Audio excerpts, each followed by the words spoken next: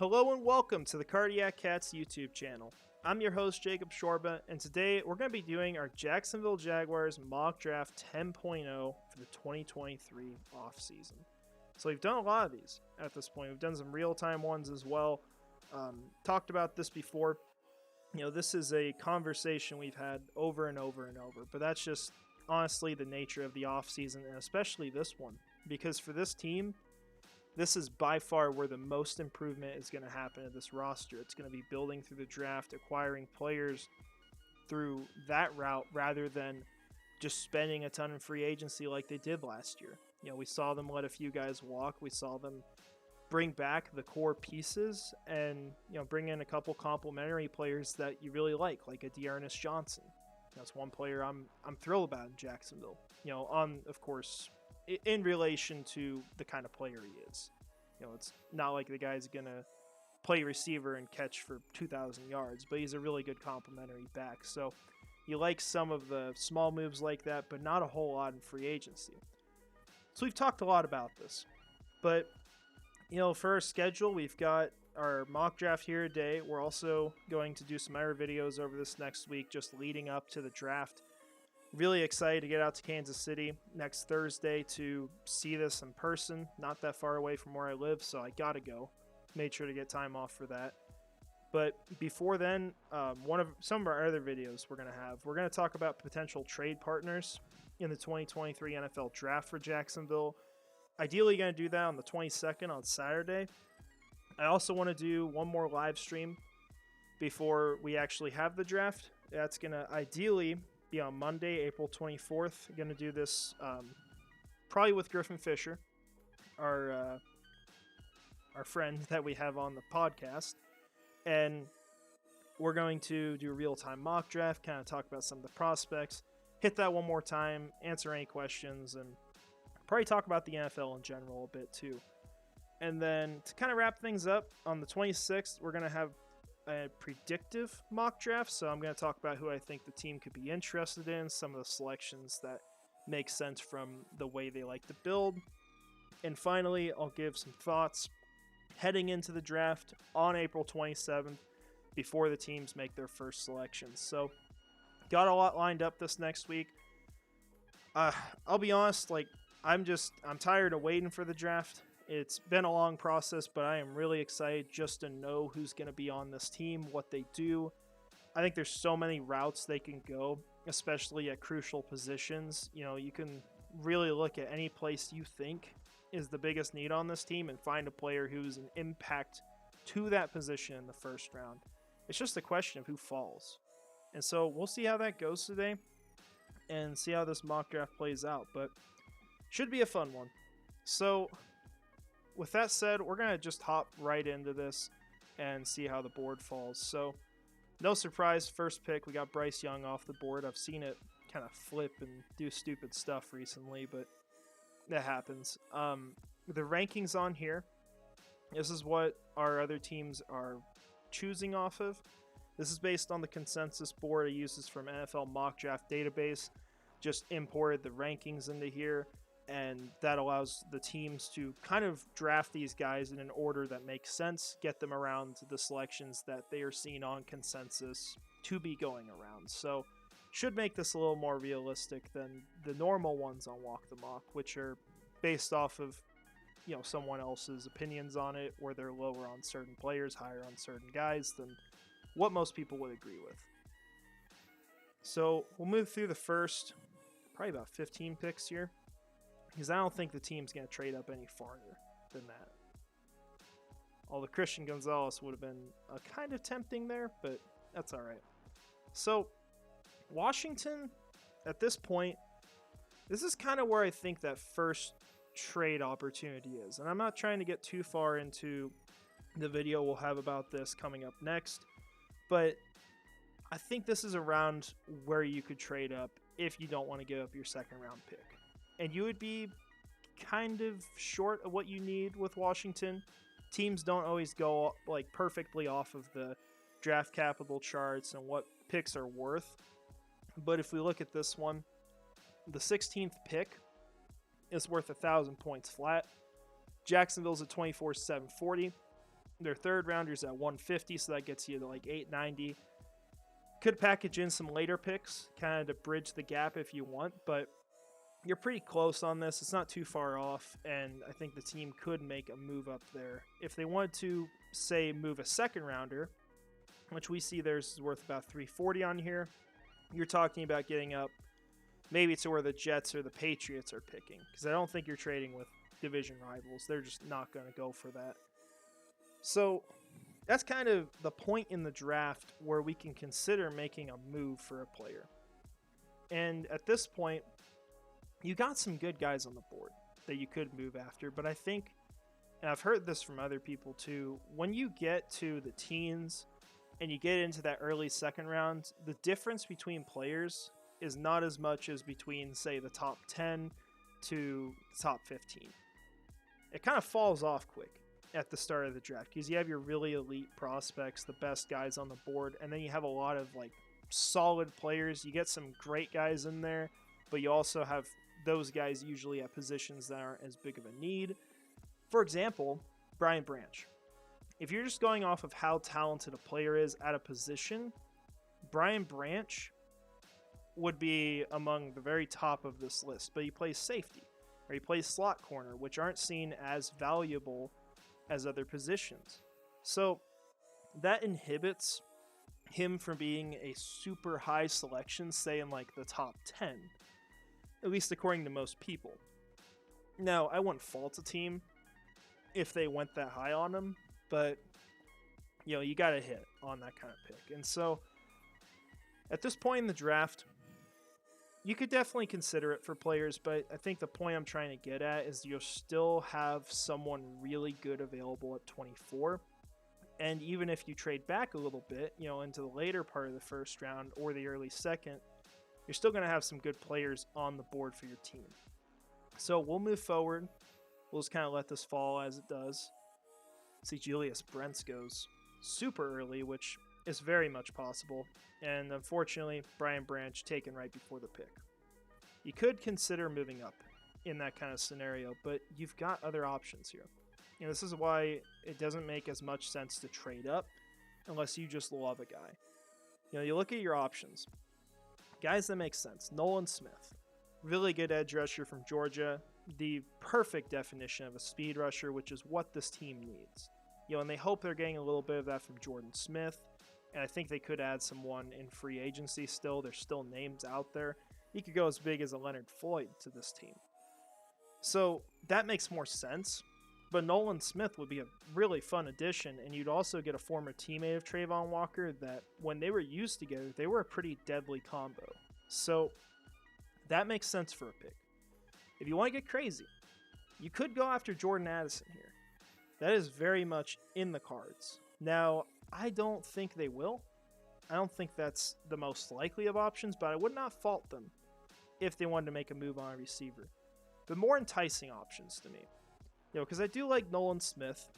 I'm not sure I want to go edge in the first round, ideally. I'd rather find a great player at another position, but hey, it's about who's the best on the board. Deonte Banks is sitting here, someone who's really flew up the rankings the last month or so.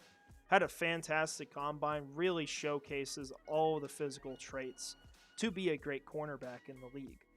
And right now, as far as him possibly being available to Jacksonville, the problem that you got, and it isn't a problem here obviously because he fell, but you've got a lot of teams right before you that would make a ton of sense for him. You see Washington here, they want a cornerback. They also go after guys that maybe weren't huge in the rankings early on, and you feel like they're reaching a lot of the time. Deonte Banks, for some people, may still look like that, although he's very much considered a first-round prospect. I don't see him falling out of that. But last year, they went Jahan Dotson. The year before that, can't remember who they got, but I think they did the same thing. It's kind of a trend with Washington. You could even see it for Pittsburgh.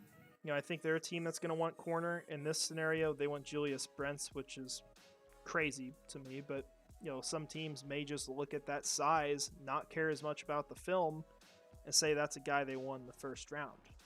But I wouldn't agree with that. I also think, heck, even the Bucks, you don't know what they're going to do.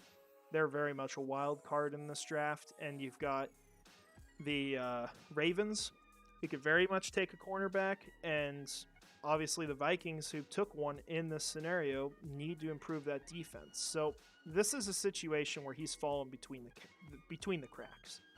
Now, you got other players here. You got Michael Mayer, Dalton Kincaid, if you want to go tight end. Both of those guys would be nice additions. I think Kincaid would be the smarter one as far as what a Doug Peterson offense needs to operate, especially with 2 tight end sets. Brian Bresee, I wouldn't take him this early, but if he was a Jaguar, like, I'd absolutely root for him. And there is a high ceiling to this guy. Maybe not as high as what most people think, but a lot of the skills are, I guess the potential is there is what I'm trying to say. The skills got to be developed. But there's all the excuses in this world to explain why he was at the level he was before. I mean, he has every excuse you can imagine, between injuries or just off the field things that were terrible, that were not his fault. And then you've got probably the last 2 guys I'll mention here for first round. Osiris Torrance, fantastic guard, best one in the class. You'd love to land a player like that. Could even see him as a right tackle in the NFL. Some teams are looking at him like that. And you've also got Anton Harrison if you just want to straight up take a tackle. Maybe Cam Smith. Throw him in there too. I think he's a player that I would not one bit be mad taking at 24. Just not exactly the best option I think they'll have. So with this pick, some people might like Nolan Smith a lot. But I'm going to take Deonte Banks. I'm not going to trade back either, because I think Banks should be gone by this point. You get a player who falls, you get someone who can play inside, who can play outside, has that versatility, has everything you need from a cornerback. You throw that into your defense, and you feel great about the secondary. And imagine if this team was able to land Budda Baker in a trade as well. You add that to safety, you add that kind of guy to roam around, you can move around your players. It'd be ridiculous. You're talking about an entirely different defense at that point. So Deonte Banks to me definitely makes sense as a pick. Might be my top choice right now in the first round. In all honesty, I kind of vary all over the place because there's so many guys I really like. I've talked about them just now, but Kincaid, Torrance, Branch, if he's available, even Nolan Smith. You throw those guys on that list and maybe some others. But this is where we're going to go with this pick. So at this point, you like your first round, you like who you're able to land. And now you're really just kind of watching the board, and you want to see if anyone falls, say, out of the top 8 here. And in this scenario, you got Tennessee coming up at 10, right? I don't want Tennessee to land a great player here that shouldn't be available. And Osiris Torrance would very much be someone that team could use. I think off this board, you've got other guys you could consider really valuable. So you're not, if you're trading up with the Saints, taking away their only option, as far as the Titans' only option, but you're taking away the best guy on the board. Osiris Torrance, I think he could be gone before 24, and I think he should be. He's the best guard in this class. He helps your offensive line out in a big way, helps your run game. If you're looking at the board here, and you're Jacksonville, you would be fine giving up a lot of capital to go move up with New Orleans Saints here. I would be fine with that. So what we're going to do, it's going to seem a bit rich, right? But we're going to give him that third rounder. We're going to move up about 16 spots in the second round. They're going to get that in exchange, going to help them build their team. I don't think we'd really have to give up much anything else. If you need to, if you got to send a 6 to get him to accept this trade, that's fine. But in this scenario, this is pretty even. So we're going to take that trade, and we're going to steal Osiris Torrance from the Titans. And you're going to get 2 guys that you see as first-round picks. So would I give up your second-round selection and your third-round selection to land a guy like this? Absolutely.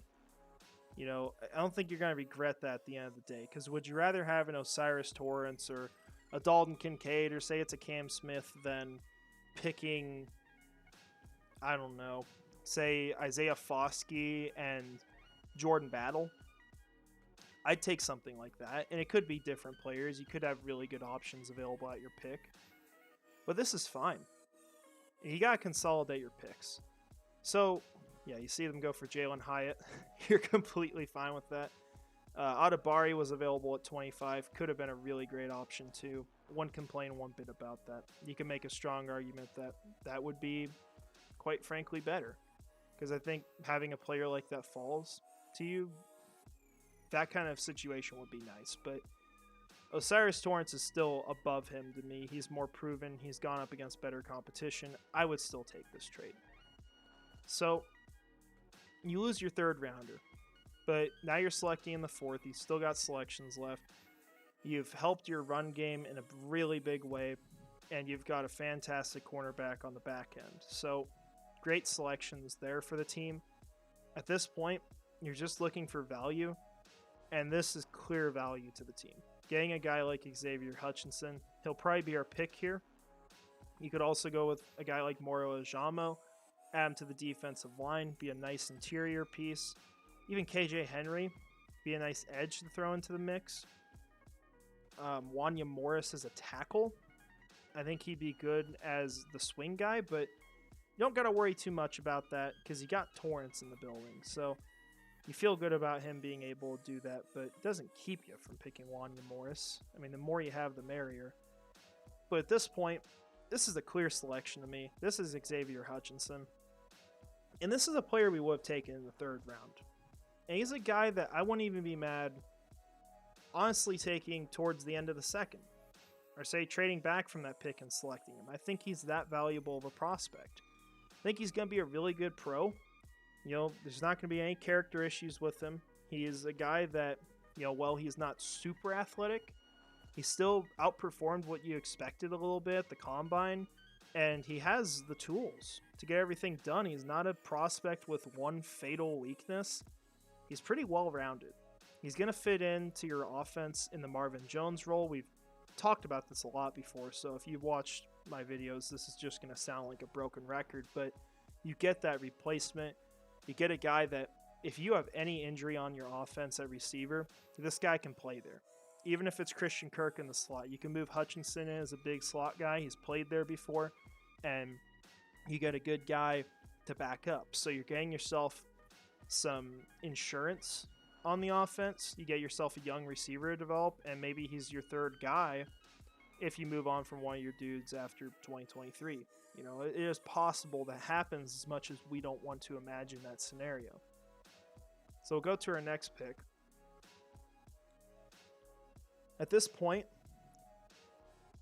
you know, you got some fun running back prospects, people who could help out the team pretty well. You've also got a tight end in Zach Kuntz. A lot of people like him. I do like another selection later in the draft. I think would just go well to have as a backup on this team. Kind of the poor man's Dalton Kincaid. But Moro Ajamo sitting here, that's really good value in the fourth round.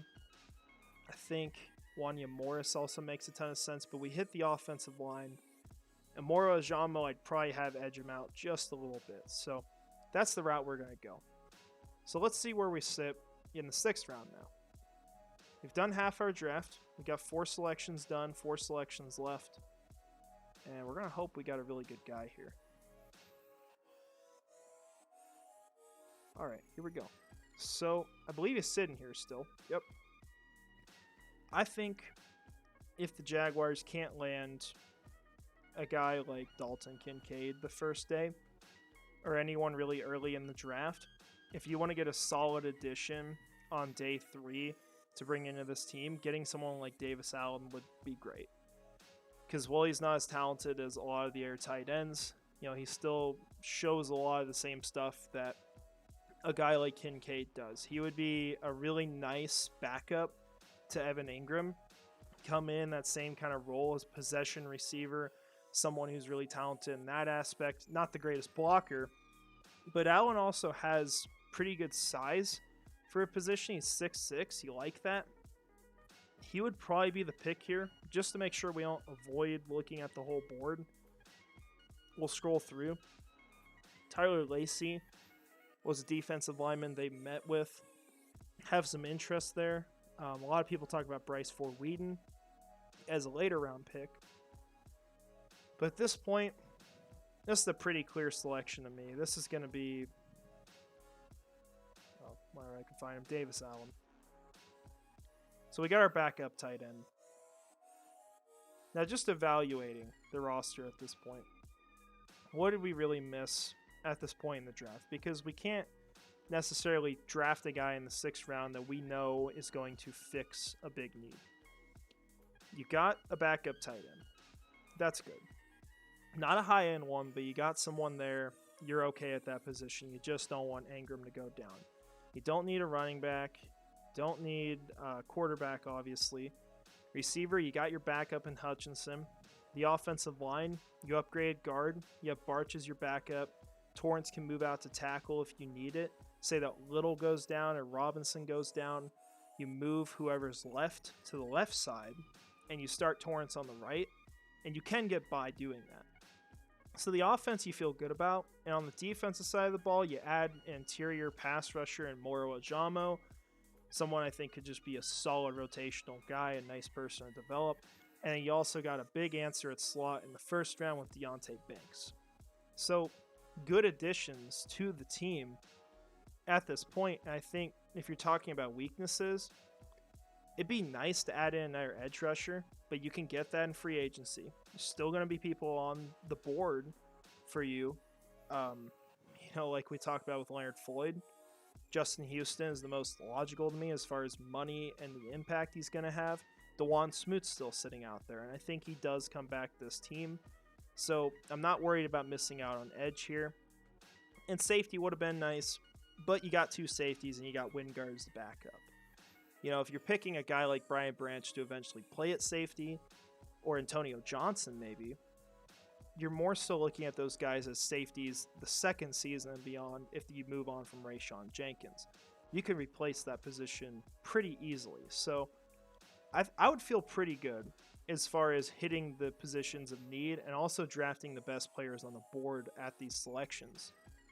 So now we're picking. We're at our selection in the 6th round, the one we did not trade for. At this point, these picks aren't going to be as important. So you're just going to kind of hit what you can. I think Trey Dean would be solid. He's a strong safety. He's a guy that was talked about in the 3rd round not that long ago.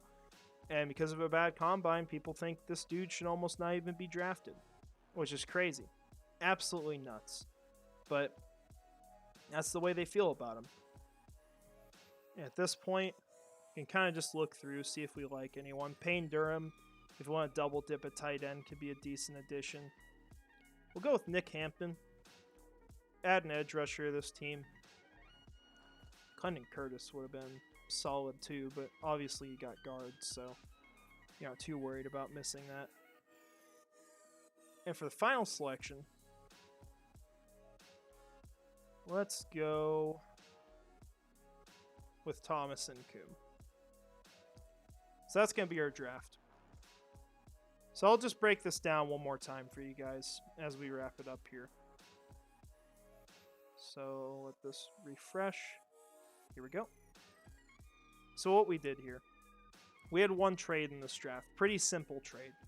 Move up really high in the 2nd round, land a prospect who could have gone at 24 to us that was falling down the board. I just want you guys to know this could very well happen on draft day. I don't know who remembers it, but if you remember the 2021 NFL draft, one of the guys that was a big topic for that the 25th selection that year, I think we had, that's where we got ETN. One of the guys they talked about a lot was Trayvon Moehrig. People thought he might not even be there at 25. And he ended up going around 52 in the draft. There are guys every year that we think should go early that do not. And so having someone like a Torrance fall into the 2nd round, even this far in the 2nd round, is very much possible. And the chances that it's Torrance specifically, aren't high at all. But with so many players that could happen to, you got to imagine that one of them is bound to do this. So we're taking advantage of it. It happens to be Torrance in this scenario. We move up for him. So in this draft, you hit both sides of the ball, and I think you hit both sides in the most important positions.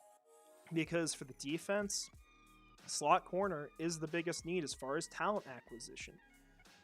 On the offensive line, you need two things. You want a better left guard if you can. It's not essential, but you want that, and you want a swing tackle. You hit both with Torrance, and the rest of your offense you feel good about. As long as you don't have huge injuries like losing Trevor Lawrence, or even if you lost Travis Etienne, Johnson can back up pretty well. So I think you can argue these are the two biggest needs on the team getting addressed early. You give up your third to do that, you're fine doing that. In the 4th round, you have Xavier Hutchinson falling to the team. Talented receiver. A guy who should not be going this late in the draft. Yet, at the same time, you look at where he's ranked just nationally. It's ridiculous how low he is. He's one of the only guys in this class who has size and pretty much no major flaws. And yet he's a guy talked about in the 4th and 5th round. Just bizarre to me. And he's a dude from Jacksonville. Makes it all the better to bring him in. So, get Xavier Hutchinson, hit the defensive line with Moro Ajamo. We get to our 6th round selections. We take Davis Allen, get a nice insurance policy at tight end to pair with Luke Farrell, who's going to be more your blocking guy. Davis Allen's your receiving guy. You scoop up Trey Dean, who's fallen off a cliff just because of a bad combine. Could be a solid backup at strong safety. You also, unfortunately, need a backup to a replacement for Chris Claybrooks now because of what happened the other day with him. And then you're just hitting the defensive line late in the 6th, early in the 7th with guys like Nick Hampton, Thomas Nkum. No future capital trade here. We've got that all in place. And, you hope that the team can make a move for a Budda Baker as well. And if they do, that probably changes this a bit because you're talking about a 2nd or 3rd going, and that gets rid of this trade. But if you don't have Budda Baker, you're still fine in this scenario. You don't really have a huge weakness on the team unless one of your players just simply does not perform as well as you expect them to. And I think the expectations aren't too crazy for any of these position groups. They're pretty solid, and so I think you could have a fantastic football team if you go a route like this. Now, whether or not the Jaguars do this, we'll see. I don't know if they'll view the same prospects high as we do, because they might opt to go get a guy like a Brian Bresee or to pick up a Keely Ringo who's falling in the 2nd. They could make those kinds of moves, and they could be really good moves, but we just got to see what happens, because for them, some years they pick the guys you want. They get the guys that make sense, and some years they're just in completely different places than the fan base is. Like picking CJ Henderson at 9th overall, or, doing something like getting ETN at 25. Whether or not those were good or bad moves, they've done things that no one's really expected. So we'll definitely see how it falls, but pretty happy with this one. Definitely among the better ones I've had, and generally pretty realistic as far as what could happen in the draft. Nothing too insane, so I'm cool with that. But I hope you guys enjoyed. We'll have more videos like I talked about earlier in this. Excited to really just get to this draft and see what the roster is going to look like, because there's a lot of potential to build this team up through this draft. A lot of picks, got 9 of them, and I'm just excited to see what happens. So thank you for watching. I hope you have a great rest of your day. And finally, go Jags.